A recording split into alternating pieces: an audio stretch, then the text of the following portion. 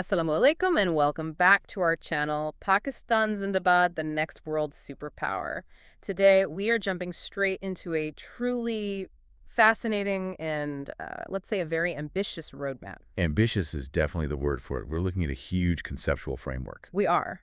Specifically, we're doing a deep dive into the table of contents and the detailed chapter blueprints for the book Resilient Defense, Pakistan and the Next War Doctrine, which was written by Mr. Zaheer Ahmad Meer. And our mission today really is to give you a shortcut, a way to get your head around this massive evidence-based framework that's been tailored for, well, for the AI era. Right, for the critical period from 2026 all the way to 2036. And the scope here is just, it's staggering. It's broken down into 7 major parts. 7, and it covers everything. It goes from defining these huge structural changes in warfare all the way to a super detailed implementation roadmap and even, the ethical guidelines you need. It's all integrated, too. We're talking policy track, force track, and industry track, all woven together. But, before we even get to the new gadgets, the AI, the drones, the book starts with something called the structural imperative. It does. Why start there? Why is that foundation so critical? I mean, why can't we just take the new tech and sort of bolt it onto our existing systems? Because that's the fundamental trap. The whole premise of the book is that this technological wave, Yeah. it isn't coming. It's already here. It has already forced a fundamental change in the very nature of warfare itself. So the old model is broken. It's collapsing. Yeah. We're watching the industrial age model of conflict, the one based on mass, on armor, on these incredibly expensive individual platforms. We're watching it become obsolete in real time. Okay. So the author's argument is that national security, especially in that 2026 to 2036 timeframe, it demands something new. He calls it resilient defense. And if you just jam new tech into an old brittle system, You actually accelerate failure. You make things worse. You have to understand why the old rules don't apply anymore. And that really is the entire focus of part 1. You have to get the foundation right first. okay, that makes sense. Let's unpack that. Let's start with chapter 1, from platforms to systems. I mean, for a century, military might was all about the platforms, right? The biggest battleship, the fastest jet, the toughest tank. Absolutely. It was a very tangible way to measure power. You could literally count the number of tanks or ships. So what's the fundamental shift? What's moving us away from that platform-centric way of thinking? The core argument in that chapter is that modern wars, they aren't contests between those individual platforms anymore. Not really. They're contests between what, then? Between integrated systems, the focus is shifting completely. It's moving away from the platform specs. How thick is its armor? What's its top speed? And it's moving towards the quality and the speed of the network that connects it. The network connecting it to what? To everything. To sensors, to data feeds, to the command structures. I mean, look, you could have the most expensive, most technically advanced fighter jet in the world. But if the system that's supposed to detect the threat, process that data, and then deliver targeting info to that jet, if that system fails, You lose. or if the enemy cycle is just faster than yours, you lose. The jet itself becomes almost irrelevant. It's a massive, expensive target. If that feels like a huge equalizer, doesn't it? If the quality of the network matters more than the cost of the individual asset. It is. It means that, in theory at least, superior integration can actually beat sheer purchasing power. For a nation that's working with, say, budget constraints or infrastructure limits, that's a revolutionary idea. It's a complete paradigm shift. It means you can be smarter, not just richer. So if integration becomes the key metric of success, what do you think becomes the new center of gravity in a conflict? Well, it can't be firepower anymore. It has to be information. Speed. It's defined in the book as decision superiority. It's about the speed of your decision-making. This idea goes beyond the old military concept of the ODA loop, observe, orient, decide, act. How so? It demands that this loop, this entire cycle, operates at machine speed, or at the very least at a speed that is so fast the adversary has no effective way to counteract. They're always a step behind. So superior integration just shortens the time between seeing something and doing something about it. Drastically. Yeah. And the conceptual model that comes out of Chapter 1 is what the book calls system of systems warfare. It's not one system. It's a network of interconnected systems. And the winner is the one whose system integrates best. The one that integrates its ISR, its intelligence and reconnaissance, its command structure and its effectors, its weapons. That system wins. even if the enemy's individual components are technically more sophisticated. The value isn't in the cost of the parts anymore. No. It's about the speed and the reliability with which the entire system informs the human operator and enables that superior decision. That distinction is so critical. Integration over individual quality. Okay, so chapters 2 and 3 and move on to define the forces that are making this new system so necessary. Chapter 2 introduces something called the 9 structural disruptors. Right. And these aren't just 9 random trends, are they? The book defines them as, what was it, immutable forces. Exactly. Immutable tectonic shifts. These are things you cannot wish away or design a strategy to ignore. They function as a kind of strategic stress test. A stress test for your existing plan. For your entire force structure.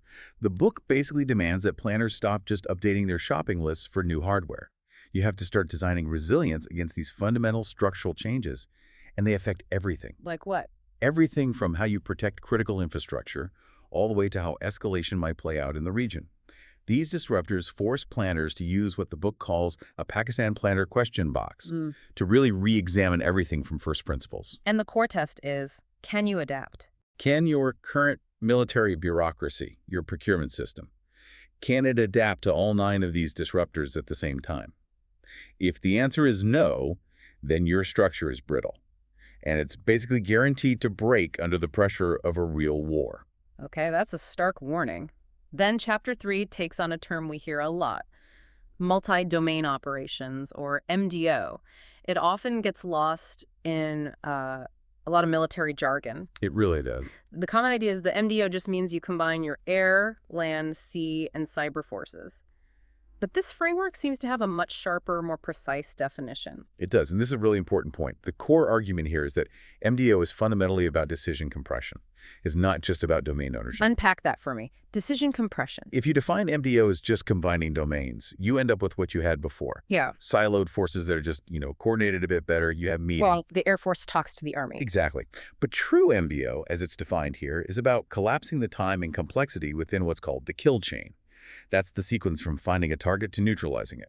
And integration is what collapses that time. Precisely. Integration success means data flows seamlessly across those domain boundaries.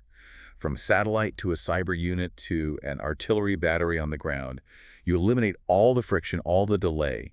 It allows you to operate inside the adversary's decision cycle. And integration failure. Integration failure is when a system designed for, say, the maritime domain can't or won't share its data effectively with the system built for the land domain because they have different data standards or different security protocols or just institutional rivalry. So the goal isn't just to have forces in every domain. The goal is to maximize the flow of data between them to enable the fastest possible decision. That is the definition of decision compression. Okay, this is starting to form a clear picture. If superior system integration is the big advantage, Chapter 4 hits us with a huge economic reality check. The attrition revolution. Yes, this is where the rubber meets the road economically. It seems like a contradiction. How can any nation afford this complex system of systems warfare when, at the same time, cheap systems are ready to just wipe out your multi-million-dollar investments? That's the central tension. And the book's answer is what it calls saturation economics. This is a phenomenon driven by the mass availability of cheap, easily reproducible systems. We're talking about loitering munitions, small drones, that kind of thing. Exactly. And they're not deployed one by one. They're deployed at a scale that is specifically designed to overwhelm those extremely expensive, highly sophisticated legacy platforms. It's the ultimate anti-flagship strategy. So the core argument is that this kind of saturation attack actually favors the defender. It favors a layered, resilient defense. Think about it. If an aggressive, platform-heavy strike force with its expensive jets and tanks is met with exponentially more defensive systems that cost a tiny fraction of the attacker's assets. The attacker's whole strategy just becomes economically unsustainable. They run out of money before they run out of targets. That's it. That cost asymmetry is the silent killer of traditional offensive strategies. You're talking about a $5,000 drone taking on a $50 million piece of armor or an aircraft. The math just doesn't work for the attacker. It's an unsustainable exchange rate. The defender can absorb more losses and still inflict asymmetric damage just through sheer volume. The system forces the high-end attacker to buy exponentially more defensive systems to counter the swarm of cheap offensive ones, and that just drains their budget. And the book connects this directly to escalation risks in South Asia. It has to.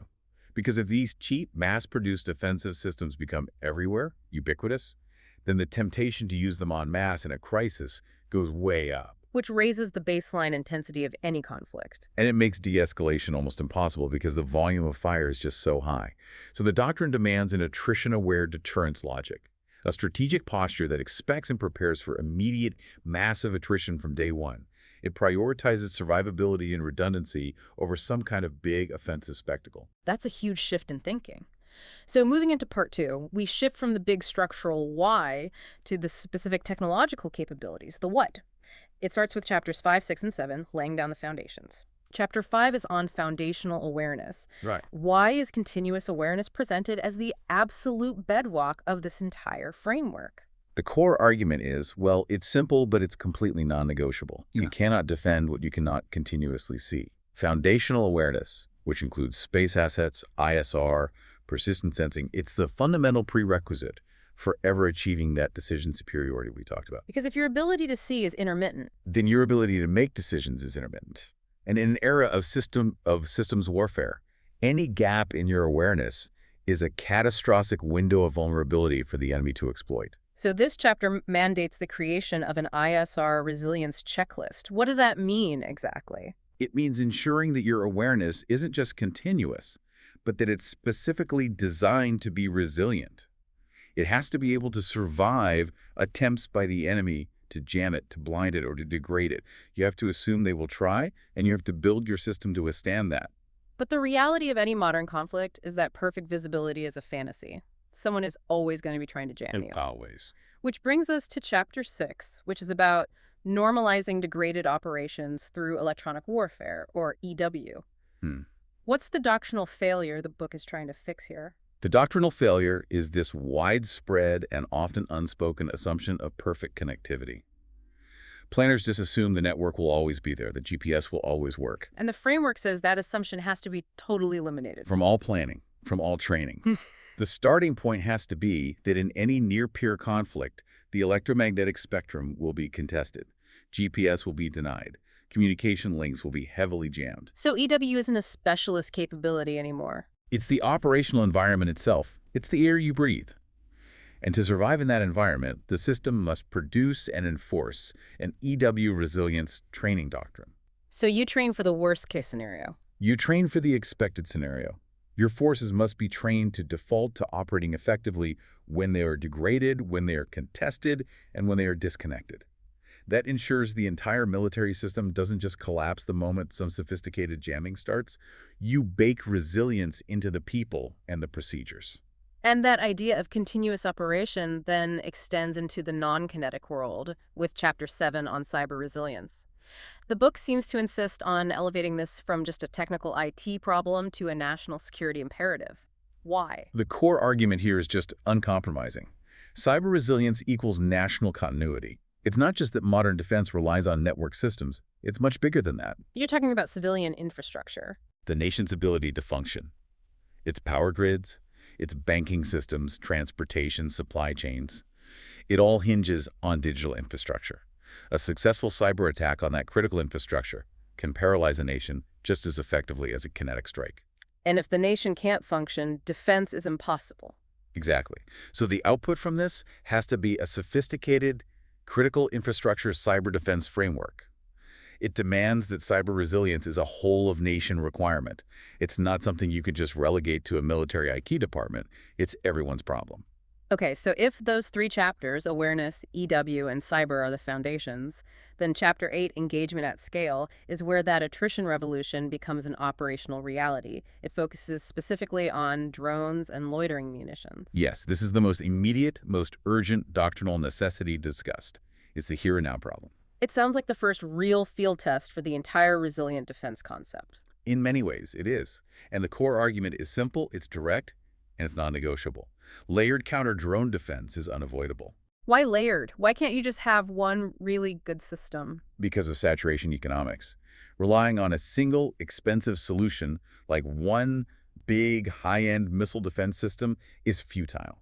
It's economically and tactically suicidal. A swarm will just overwhelm it. So the doctrine has to be inherently layered. It must be. You have to establish multiple echelons of defense. That includes detection, which goes back to ISR. It includes soft kill options like EW and cyber jamming. And it includes hard kill, kinetic solutions. The system has to be redundant, it has to be cost effective, and it has to be highly distributed to counter swarms. And to make sure that cost-exchange ratio doesn't bankrupt you as the defender. That's the key. You have to win the economic fight as well as the kinetic one. Chapter 9 then gives us a necessary pause from all the tech focus. It's titled AI Reality versus Hype. Now, AI seems like the ultimate tool for achieving decision superiority, but what's the crucial distinction the doctrine makes about accountability? The distinction is all about accountability and human control. The core argument is stated very clearly. AI supports decisions, humans own consequences. So AI is a tool, not the decision maker. It's an unprecedented force multiplier, for sure. It can process vast amounts of data, it can accelerate that decision cycle in ways we can't even imagine, but the framework strictly forbids the full delegation of consequences to a machine. So if an AI system makes a mistake, say it misidentifies a civilian target or it accelerates an unnecessary escalation, The legal and ethical consequences for that mistake must be owned by the human chain of command.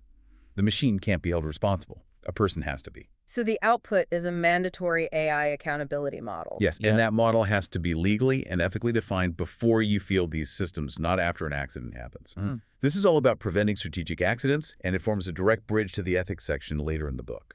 That's a crucial guardrail. Before we move on to the institutions, Chapter 10 talks about a different kind of resilience, information integrity. How does managing public trust connect to military defense? Because defense, at its core, is built on trust. And that trust has to be treated as a piece of critical infrastructure.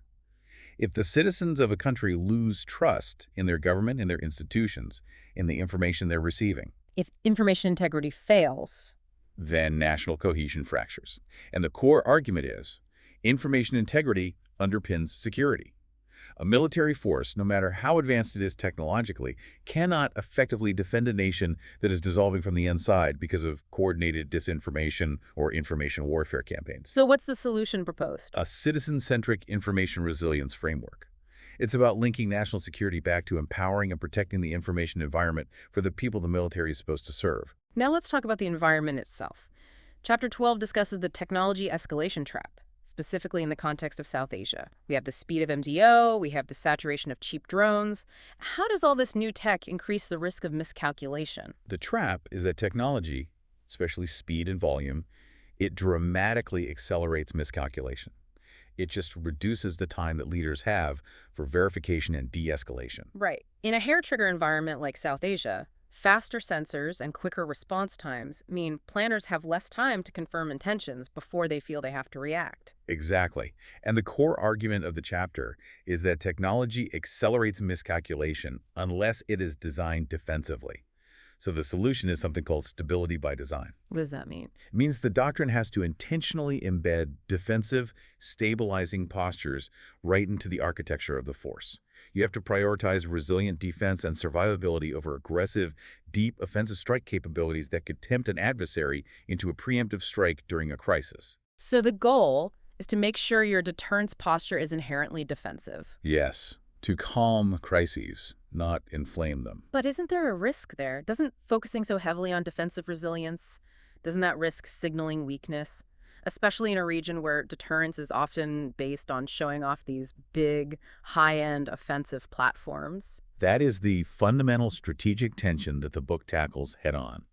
And the argument is that those big, high-end platform displays are now economically vulnerable to the attrition revolution we just talked about. So true strength isn't about the big parade anymore. True strength in the AI era is survivability.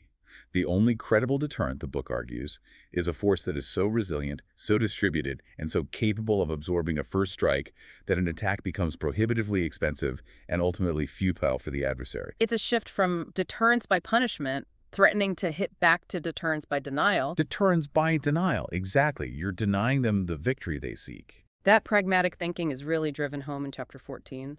Constraints as design parameters. We usually think of constraints, budget limits, poor infrastructure, bureaucratic slowness. We see them as weaknesses to overcome. How does this framework flip that perspective? It's a really vital strategic pivot. It demands realism. The whole purpose of the chapter is to reject unrealistic prescriptions that are, unaffordable or just unsustainable for the nation. You can't just copy-paste a doctrine designed for a superpower with a limitless budget. You absolutely can't. So the core argument is constraints must shape innovation. They are not weaknesses. They are the essential inputs to your design process. How does that work in practice? Well, if you have a limited budget, you are forced to innovate in areas like system integration, cost asymmetry, and localized production. You can't just waste resources on expensive imported platforms that you can't even maintain properly. It forces you to be smarter. So the outcome is a constraint-aware innovation logic. Yes. And that ensures the doctrine is actually feasible and sustainable within the national context for the full 10-year period. It's a doctrine for the real world, not a fantasy one. All right, this brings us to part 3. We've established the why, the structural imperative, and the what, the necessary technologies. But implementing all of this requires a massive institutional shift. Part 3 asks how the bureaucracy can possibly adapt. And it starts with a very honest assessment. It does. Chapter 15 is bluntly titled, The Failure of Legacy Systems to Innovate. It's the institutional reality check. The chapter is all about exposing the systemic bottlenecks that prevent speed and resilience. And the core argument is stated without any compromise. Procurement logic is the enemy of speed. Procurement logic, the way the military buys things. Exactly. Traditional procurement processes were built for the industrial age. You'd acquire a new platform, a tank, a jet, and you expected it to stay relevant for 20 or 30 years.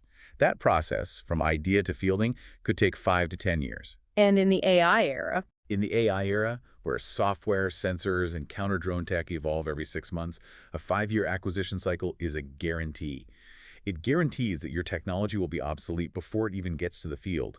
That institutional inertia is the biggest roadblock to achieving resilient defense.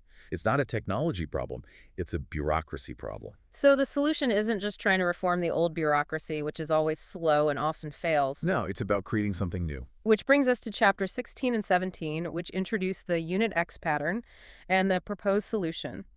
The Pakistan Defense Innovation and Fielding Cell, or PDIFC, what is this Unit X concept? The Unit X pattern is based on a global observation. It's the recognition that real innovation rarely comes from large, risk-averse legacy institutions. It comes from small, highly empowered, mission-focused cells. Cells that are given special permission to break the rules. To bypass the standard bureaucratic and procurement norms. Their only job is to rapidly prototype, test, and field new technologies. You could think of it like a defense startup that's shielded from the institution's own immune system, which naturally tries to kill off new ideas. Speed and relevance above all else. That's the mantra. And Chapter 17 gives the concrete blueprint for the PDIFC. The core argument is simple. Small, empowered cells outperform large bureaucracies in speed and relevance. Every time. And crucially, this isn't just a vague idea. Not at all. The book provides a legal review-ready PDIFC charter as an appendix. That's a huge signal. It's saying this solution is ready for immediate, focused implementation. It's not a 10-year study, it's a do-this-now plan. But that institutional agility has to go beyond the military itself, right? It needs to reach out to the wider economy. Chapter 18 addresses the dual-use ecosystem and industrial mobilization. How do you safely harness civilian innovation? It's vital that you do, because that's where the most advanced capabilities are right now. In AI, in data analytics, in software. It's all in the civilian tech sector. So mobilizing that dual-use ecosystem is critical. But it has to be managed carefully for security? Of course. So the output is a highly structured partnership and vetting model. This model allows the defense sector to rapidly harness cutting-edge civilian innovation, say, a new flight control system for a drone that was developed by a local tech firm, while still maintaining the necessary security and operational robustness. So it turns the national industrial base into a strategic asset. It makes it part of the solution, not a separate economy that you just buy things from. And then Chapter 19 is really the capstone of this whole institutional change section. It links data back to national power. Data interoperability as national power. This is the point that brings us full circle, all the way back to system of systems warfare. Yeah. Look, data is the fuel for this new way of war, but interoperability is the engine. If your systems can't talk to each other, the whole thing grinds to a halt. The entire decision cycle collapses. You can have the most advanced ISR, the best drones, the most brilliant command centers. But if they operate on proprietary, siloed, or incompatible data standards, it's all worthless. The individual quality of the tech doesn't matter. So the argument is to actually treat interoperability as deterrence. Yes. A highly integrated data-fluent force is just significantly harder to defeat. It's exponentially faster than a siloed one. That in itself is a deterrent. So the institutional requirement is the mandatory adoption of minimum data standards. So every new thing you buy or build has to work with everything else. Seamlessly, across all domains, land, air, sea, cyber. Without that institutional mandate, without forcing everyone to play by the same data rules, integration will always be a theoretical goal. It will never become a battlefield reality. Okay, so that brings us to part 4. The doctrine of resilient defense. This is where we synthesize everything, the structural changes, the tech, the new institutions, into a practical military doctrine. This is the payoff. And it starts with Chapter 20, the crucial moment of crystallizing the entire strategy into the 5 tenets of resilient defense.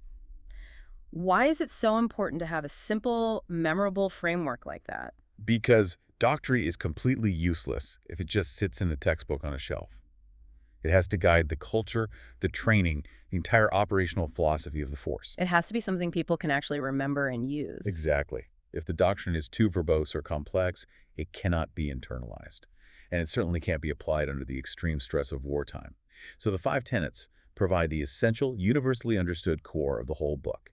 It ensures the strategic vision is distilled into an immediately actionable guide for everyone, from the top strategic planner down to the troop commander in the field. That simplicity is what makes it valuable. It's the heart of its value proposition. It's what ensures cultural adoption, not just intellectual agreement. Okay, let's look at the first key application of those tenets. Chapter 21, layered defense against saturation and attrition. This sounds like the physical answer to that economic challenge of the attrition revolution. It is. It's the operational necessity that flows directly from saturation economics. If your adversary can deploy cheap systems at an overwhelming scale, your defense just cannot rely on a single high-value shield. Like one major air defense missile battery. Right, that's a single point of failure. Your defense has to be a series of redundant, overlapping, and this is crucial, cost-effective layers. Layered defense applies the concept of resilience directly to the battlefield. So if one layer gets breached, If one layer is successfully breached, say a soft kill EW layer fails to stop a drone swarm, the whole system doesn't collapse. The next layer activates. Maybe that's a mass deployment of cheap, local kinetic interceptors. This strategy ensures that the cost exchange ratio is constantly in the defender's favor. It forces the attacker to spend disproportionately just to get through multiple defensive mechanisms. and as we've said, resilience is about more than just hardware. Chapter 22 emphasizes training as a weapons system. How does the doctrine institutionalize adaptation right into the training cycle itself? Well, since we established back in Chapter 6 that assuming perfect connectivity is a failure of imagination, Right. Chapter 22 mandates that training must prepare forces for the conditions they will inevitably face. This means training specifically for degraded and contested environments. If your forces only know how to fight when all the lights are green, They will freeze the moment jamming or cyber attacks begin. The training itself becomes a force multiplier. It ensures that human decision-making, discipline, and procedural redundancy can sustain the fight even when the fancy electronic systems are temporarily blinded or compromised. it's training the human in the loop to be the ultimate source of resilience. That's the perfect way to put it. The human becomes the final backstop. Finally, in this section, Chapter 23 takes this concept of resilience and applies it to the broader society the military is defending. National resilience, without militarization. Why is it so necessary to strike that particular balance? This is such a critical societal component. It's about ensuring that the security measures you put in place don't end up destroying the very democratic or civilian fabric they're supposed to protect.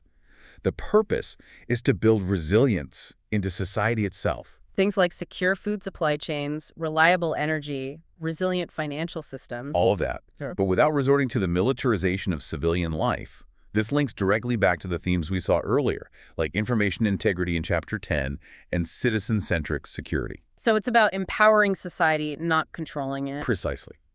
National resilience in this new era means a secure, interconnected civilian infrastructure that supports the defense effort and ensures national continuity. But, and this is critical, it avoids the appearance or the reality of military control over civilian functions.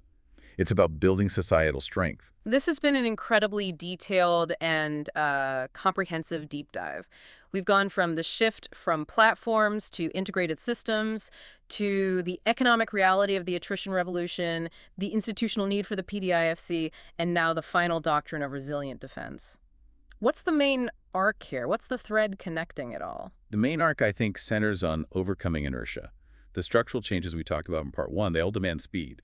But the legacy institutions discussed in Part 3, they guarantee slowness. A fundamental conflict. It is. And the core value proposition of the entire book is solving that conflict. It's about creating an adaptive institutional mechanism, the Unit X, the PDIFC, that can rapidly field the necessary defensive capabilities like layered defense that you need to survive the next decade. And this isn't just a theory. Part 6 of the framework is the roadmap, 2026-2036. It's a highly actionable plan. Can you just briefly touch on the transition phases and the long-term goal? Sure. The plan moves from very symbolic, measurable first projects in what it calls a 901 803 65-day transition plan. That's in Chapter 24. And then it moves to a structured 3-year institutionalization phase in Chapter 25. Which is designed to make these changes permanent. To make the PDIFC and the new operational standards a permanent part of the structure. And the overarching decade-long goal, which is detailed in Chapter 26, is strategic autonomy by 2036. Strategic autonomy. It's aiming for a complete shift in capability, in innovation capacity, and in resilience. The goal is to make the nation self-sufficient in its most critical defense needs within this AI era. And importantly, Chapter 27 emphasizes that success has to be measured by metrics that matter. Not just how much money you spent. Exactly. Not budget expenditure or how many platforms you acquired. The metrics are actual outcomes, like system resilience and decision speed. Are you better and faster? That's the only question that matters. Finally, the book ends by establishing the necessary guardrails. We've talked a lot about speed and autonomy, but Part 7, and specifically Chapter 28, emphasizes ethics, law, and strategic stability. Why is discussing the ethical limits of AI and autonomy a primary concern, even over immediate capability gains? Because without clear ethical and legal boundaries, the adoption of these advanced AI systems introduces an existential risk. The necessity of discussing these limits is a direct, practical measure to prevent strategic accidents. So if autonomous systems operate in a legal or ethical gray area, Without clearly defined human accountability and oversight, they could initiate or escalate conflicts far faster than any human political control could possibly manage. The doctrine recognizes that technological superiority without ethical governance is just a faster, more unpredictable way to get to a catastrophe. and to tie it all back to the regional context, the final chapter, 29, is stability by design. The framework structurally and intentionally keeps deterrence defensive within South Asia. Absolutely. Given the inherent instability and the high escalation risks in the region, that technology escalation trap we talked about, the doctrine has to actively and structurally keep deterrence defensive. And resilient defense, by its nature, does that. It does, with its fundamental emphasis on layered protection, inherent defense, and survivability against mass saturation. It is naturally defensive in its strategic posture. It strengthens your ability to absorb a first strike and survive, which makes aggressive preemption less tempting for all parties involved. And that, in turn, ensures regional stability remains the priority right alongside national security. So after all of that, what does this all mean for you, the learner, taking this incredibly detailed knowledge back to your own world, whether you're in business or finance or government? I think the core lesson of this entire framework is the power of speed through integration and the incredible danger of institutional silos. The book makes it clear that data interoperability is a source of national power, and it stresses the importance of designing institutions for speed, like the Unit X pattern, rather than for scale. Which raises a really important question for you to think about. Yeah. If modern warfare is now defined as a contest between integrated systems, a system of systems, you have to ask yourself, where are the internal data interoperability challenges in my world? Right. What non-military decision compression failures exist in your own organization simply because different departments or legacy software systems can't talk to each other effectively? And what is your equivalent of the attrition revolution? That slow, steady, economically crushing force that a lack of integration is currently allowing to eat away at your effectiveness. Think about how the concept of a small, empowered Unit X designed for pure speed could solve that problem for you.